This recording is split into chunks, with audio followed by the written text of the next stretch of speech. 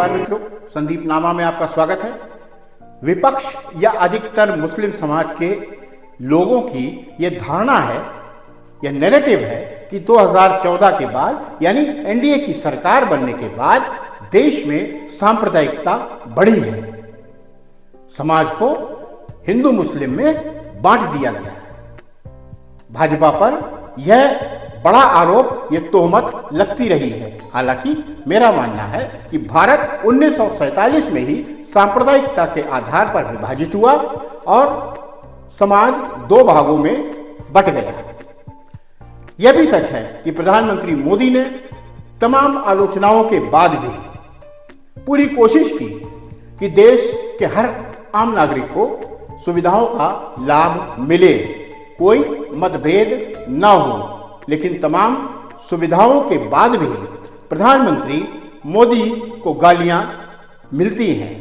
भाजपा अच्छी तरह से जानती है कि वे चाहे कुछ भी कर ले, लेकिन मुस्लिम समाज का भरोसा नहीं जीत सकती। कुछ प्रतिशत अल्पसंख्यक समाज के लोगों को छोड़कर इन लोगों को सुविधाएं सब चाहिए, लेकिन वोट बीजेपी को देंगे नहीं और गरियाएंगे अलग। इसके बावजूद भी भाजपा को शायद सेक्युलर बनने का भूत चढ़ा है। जो लोग भी कट्टर होकर सनातन की बात करते हैं, भाजपा को वह रास नहीं आती, पसंद नहीं आती। भाजपा उनको साइडलाइन कर देती है। नुपुर शर्मा ने जो कहा वह धार्मिक किताब में लिखा है। मुस्लिम विद्वान सार्वजनिक मंचों पर इसे कहते हैं, लेकिन उसे एक भाजपा नेत्री ने कह दिया, हिंदू नेत्री ने कह दिया तो बवाल मच गया। उनको मारने के लिए फतवा तक जारी कर दिया गया। जगह जगह प्रदर्शन होने लगे, हत्या की धमकियां मिलने लगी। देश में ही नहीं, विदेश से भी भाजपा नेतृत्व अपने प्रवक्ता के साथ खड़े होने के बजाय बैकफुट पर आ गया। यही नहीं, नुपुर शर्मा को प्रवक्ता पद से हटा दिया गया, पार्टी से निलंबित कर दिया गया। भाजपा अपने बचाव करने में लगे। अरे तुम किससे अपना बचाव करने लगे भाई? उनसे जो तुम्हें कभी वोट देते ही नहीं, तुम्हें इस काबिल ही नहीं समझते हैं और ना देंगे। सिर के बल खड़े हो जाओ। अधिवक्ता नाजिया इलाही खान ने हालांकि खुलकर नुपुर शर्मा की वकालत की, नुपुर शर्मा को सही ठहराया और कट्टरपंथियों को तार्किक जवाब दिया।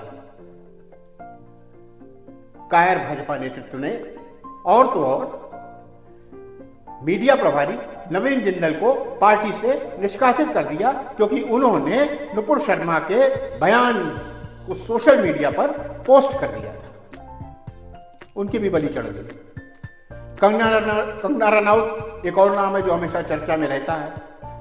आप कंगना रनौत पर लाख भद्दी टिप्पणियां कर लें, लेकिन यह भी सच है कि उनके संघर्ष के माध्यम को नजरअंदाज नहीं किया जा सकता। कंगना रनौत ने एक बयान में कह दिया कि देश के पिता नहीं लाल होते हैं, तो इसमें क्या गलत है भाई? क्या कंगना को अभिव्यक्ति की आजादी नहीं है? अगर कोई नहीं मानता किसी को देश का पिता, तो क्या जबरदस्ती मनवा लोगे? यह कोई ब्रह्म वाक्य तो है नहीं, संविधान में तो कहीं लिखा नहीं है जिसे मानना ही पड़ेगा। आप मानो, मैं आपको रोकता नहीं, लेकिन मैं नहीं मानता। कंगना के बयान पर तमाम बवाल मचा। भाजपा नेतृत्व फिर बैकफुट पर आ गया। कंगना को नसीहत देकर चुप करा दिया गया। कंगना ने एक और बयान दिया कि भारत में चीन और अमेरिका की शक्तियां काम करती हैं। 2024 के लोकसभा चुनाव में अमेरिकी दखल की सच्चाई उजागर हो चुकी है। खुफिया रिपोर्ट्स ने यह साबित किया है, अमेरिका मोदी को गद्दी से हर हालत में हटाना चाहता था 2024 में। यह साबित हो चुका है। चीन तो हमेशा भारत में अराजकता का माहौल पैदा करने का प्रयास करता है। वो चाहता है कि भारत में अराजकता का माहौल पैदा हो। भारत का सबसे बड़ा दुश्मन होने के बाद भी चीन के हिमायती राजनीतिक दलों में हैं, भारत के राजनीतिक दलों में भी हैं और मीडिया फील्ड में भी इनके हिमायती हैं। कंगना ने कह दिया तो गुनाह कर दिया। गिरिराज सिंह भी प्रखर हिंदुत्व के पैरोकार रहे हैं। वह अपनी और पार्टी का पक्ष मजबूती के साथ रखते हैं। आप भले ही उनके द्वारा निकाली गई हिंदू स्वाभिमान यात्रा में उनका अपना कोई निजी स्वार्थ होगा, लेकिन आप भी हिंदुओं की ही बात करते हैं। ये स्वाभिमान यात्रा का विरोध शुरू हुआ तो भाजपा नेतृत्व की सिट्टी पिट्टी गुम हो गई। भाजपा ने हिंदू स्वाभिमान यात्रा से पल्ला ही झाड़ लिया। एक समय पर जब भाजपा की तरफ से एक नारा गूंज रहा था, भाजपा ने एक नारा निकाला था कि मैं हूं चौकीदार प्रधानमंत्री जी के लिए, तो विपक्ष ने उस पर काउंटर किया, बड़ा सटीक काउंटर किया, चौकीदार चोर है। उससे मिलता जुलता नारा विपक्ष ने इजाद किया। यह नारा खूब चला। इस नारे के खिलाफ इनिशिएटिव लिया मीनाक्षी लेखी ने, पूर्व सांसद ने, और सुप्रीम कोर्ट में याचिका दाखिल की। राहुल गांधी को सुप्रीम कोर्ट में माफी मांगनी पड़ी। तभी से चौकीदार चोर है का नारा ठंडा पड़ा। उन्हीं मीनाक्षी लेखी को लोकसभा चुनाव में नजरअंदाज कर दिया गया। ताजा उदाहरण सनातन के बहुत मजबूत पैरोकार गौतम खट्टर का है। उन्होंने गोवा में जेवियर फ्रांसिस पर विवादित बयान दे दिया। विवादित कहा जा रहा है, हालांकि उसका तस्करा कई किताबों में मिलता है। जो गौतम खट्टर ने कहा, कई बार इसको मंचों पे कहा जा चुका है, संघ के कई नेता भी जेवियर की अत्याचारों पर समय समय पर चर्चा करते रहते हैं। गोवा में भाजपा की सरकार है। मजे की बात यह है, डॉक्टर प्रमोद सावंत मुख्यमंत्री हैं। इसके बावजूद गौतम खट्टर और उनके भाई माधव खट्टर को गिरफ्तार कर लिया गया। गोवा की पुलिस ने तर्क दिया, लॉजिक दिया कि गौतम खट्टर के बयान से ईसाई समुदाय के लोगों में गहरी नाराजगी थी और वो इसलिए गौतम खट्टर को गिरफ्तार कर लिया गया। हिंदू देवी देवताओं पर कीचड़ उछालते रहो, भद्दे कमेंट करते रहो, कोई गुनाह नहीं है। गौतम खट्टर ने सही कहा या गलत कहा, यह अलग विषय है, लेकिन इस तरह की अभद्र टिप्पणी करने वाले क्या सभी लोगों पर कार्रवाई हो रही है? भारत में लोकतंत्र है और सभी को अपनी बात कहने का हक है, यह विपक्ष भी तर्क देता है। तो क्या गौतम खट्टर को कॉन्स्टिट्यूशन के आर्टिकल 19 के तहत फ्रीडम ऑफ स्पीच नहीं है? गोवा में हिंदू 66% है, जबकि ईसाई 25 से 26% है।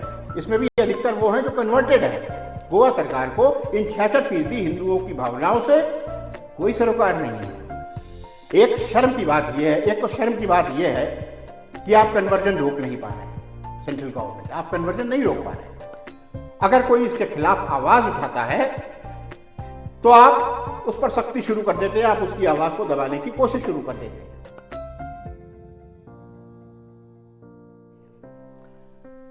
भाजपा ने गौतम खट्टर ही नहीं, पुष्पेंद्र कुलश्रेष्ठ, अजीत भारती को भी कभी सपोर्ट नहीं किया, जो सनातन के मजबूत वाहक रहे हैं।